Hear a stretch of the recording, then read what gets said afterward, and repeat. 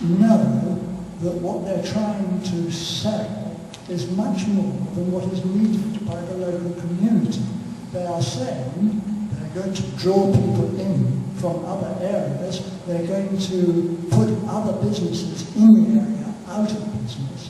So they're admitting that what they're trying to do is to put in a store which is much bigger than New Barnet really requires.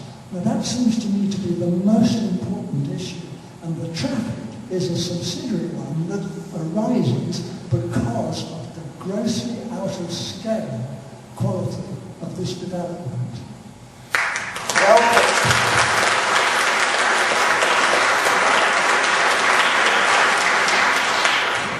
couldn't have put it better myself. We wait to see your letter go in, sir. Excellent.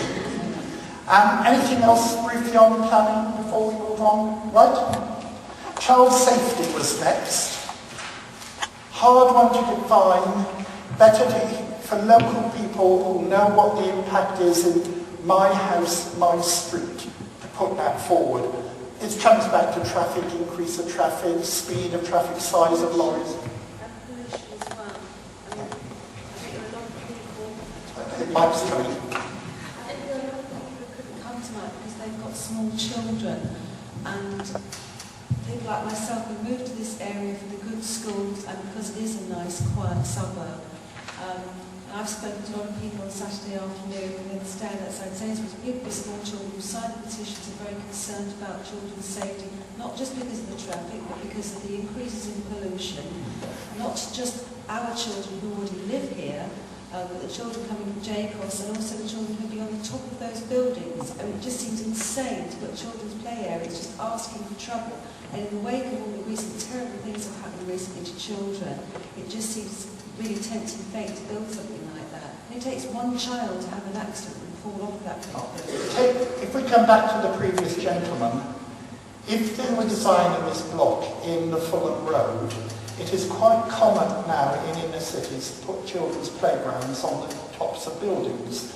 And they're designed in such a way so they're safe, they won't fall off. But the whole point is we're not designing for the Fulham Road. We're designing for New Barnet. New Barnet is not high-rise, high-density. New Barnet is suburban, low and medium-rise, medium to low density. If you build that sort of building, you don't need to put the children up in the gods. You know, there's a park next door that you go to. But most of the car accidents, I don't know the stats at the top of my head, but I do know that most car accidents, you know, that's why we have Kill the Speed, a lot of child campaigns, and the government spends vast quantities of money on, because most of the people killed in accidents are children. And it'll be our children who will be getting killed with all that traffic out there. If you've got children or grandchildren, take the lady's point on board and put it in your letters. Anything else on children's safety quickly? No? Affect on existing businesses. Do you want to say something, John?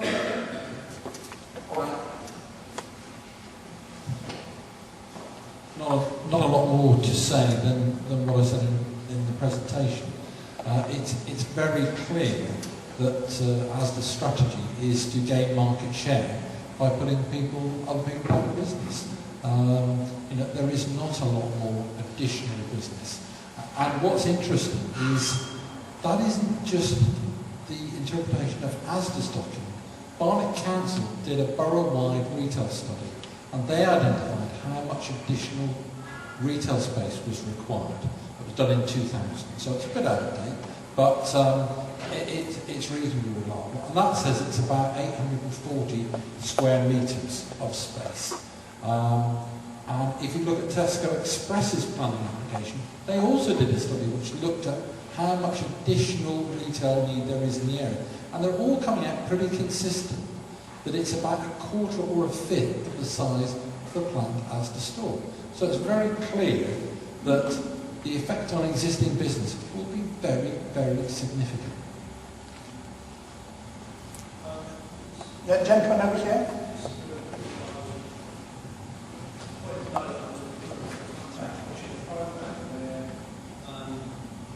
Walmart in the States used to go around and put these big department stores everywhere in towns, and what would happen is they put these big, be a nice little community with shops and stuff. These places would go in, and then all of a sudden other places would close down.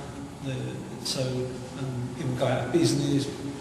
The properties would decline in terms of the business properties. So now that you've mentioned it, I've been watching this programme. If anyone gets a chance to watch this programme, it'd be very interesting because it was quite traumatic of what happened to these communities when this rather large store opened up at the top of the hill or down the road and did exactly what happened there.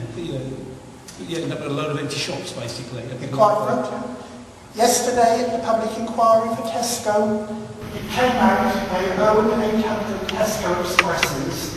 They are rolling out new Tesco Expresses at the rate of 400 a year, and their aim is to have the Tesco Express roughly every 1,000 metres. So you don't have to walk more than 500 metres to get to another Tesco.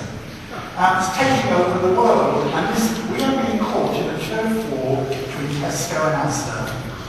And at the moment, ASDA got the planning commission first, so they know the bets are on them. But I think some of the people's bets they might lose them. The trouble is I'm not looking. Anything else on existing? Yeah, lady here. Has Sainsbury's got anything to say about what's going on with ASDA? Are they fighting it at all, or are they just going to sit back? We can't comment for Sainsbury's, but we understand they are watching the proceedings very, very closely. But we don't know what they will do or how they will do it. But they are very aware of what's going on. And we know Waitrose are as well. Okay, anything else on that? One gentleman there?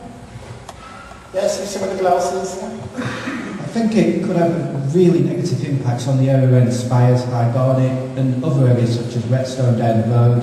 It could lead to a lot of empty units on Barnet High Street, particularly this scheme.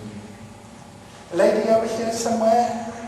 Who is it? This lady asked the same question. I want to give Waitrose and Sainsbury's able to be in a position to voice their concerns as well. I know Waitrose took on the Britannia parking people when they wanted to charge for evenings. Waitrose took them on and actually overturned that. So I didn't know if they were able to have some input. Waitrose, anybody, any business is entitled to make representations to the council for a planning application. I think you will find that Sainsbury's, Waitrose, Budgeons will be making representations. But they're not working with us at all. They are acting, obviously, on their own. I wish they'd bankroll us, but that's another matter. Anything else existing businesses? No? Turn two over, have I? Oh, thank you. Oh, I've lost our vision. They'll get me a white stick next. No, let's come back to that. Quality of building, quality of the development. From what we've seen, it's not good. It's minimalist. It's what they can get away with. They will work to building regulation standards and not a bit below. We're told they're one of the greenest companies. Not on this site they ain't with the drawings they've got so far, unless we've missed something, and I will give them, we haven't, with over 1,000 pages and to go through, we may have missed something, but there isn't green coming out of it, and there's not quality coming out of it at the moment. The scheme will be referred to an organisation called CABE, the Commission for Architecture and the Built Environment, and this is the government's design guru. And CABE will be looking at the scheme and passing their comments on it, and will contribute to the officers who will take CABE's report into account before making a decision. I understand CABE have some reservations about some of the things, but they won't share them with us.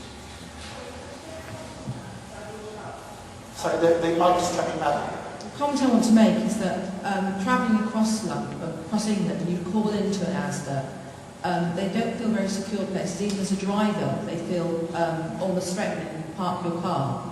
And then when you go into them, they're quite shabby places often, and the units that they've allowed the private businesses to take on board, often very quickly they close them down. They don't really want them there as competition. And the other comment